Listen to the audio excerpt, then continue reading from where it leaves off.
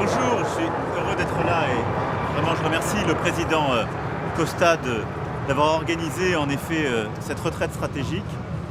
L'Europe est à un moment extrêmement structurant pour son avenir. Vous savez combien je pousse depuis 7 ans une plus grande indépendance et autonomie stratégique européenne.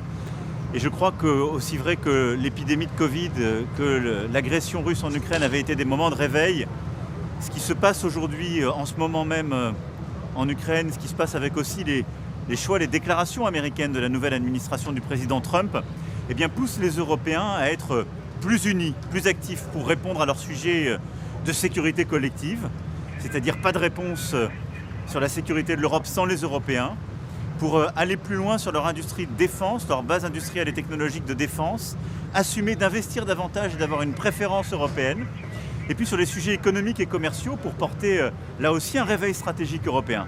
C'est celui que la France défend, qu'on continuera d'accompagner et pour lequel nous sommes venus débattre aujourd'hui. L'idée, le décider, maintenant c'est un plan d'action. Tous les constats ont été faits, les rapports ont été faits, on a déjà tout dit. Comment l'Europe produit davantage pour elle-même, comment l'Europe assume d'investir davantage sur son avenir. Et c'est en décidant d'acheter, de préférer les achats européens qu'elle sera plus indépendante, c'est assez simple. Et donc c'est d'avoir cette volonté. On discute plutôt l'Europe discute depuis longtemps. Et maintenant aussi, le président Trump aimerait bien lancer une guerre de commerce. Alors comment réagir?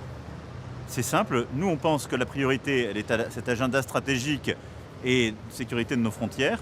Et si nous étions attaqués sur les sujets commerciaux, l'Europe, comme une puissance qui se tient, devra se faire respecter et donc réagir. Maintenant, c'est un plan d'action. Mais en fait, comment faire en le décidant? Mais comment financer quoi? Les achats par nos budgets nationaux. Donc la France aura doublé à l'issue des 2 lois de programmation militaire son budget de défense, en lançant aussi des grands projets. Et j'invite tous les autres partenaires à le faire. Mais nous avons aussi besoin de plus de financement européen. Et ceci vient préfigurer le prochain cadre budgétaire.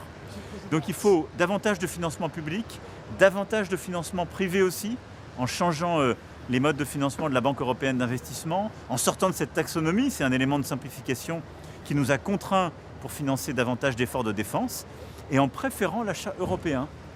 Nous avons aussi identifié 7 secteurs clés où l'Europe doit agir ensemble. Je vais rejoindre maintenant mes collègues. Merci beaucoup.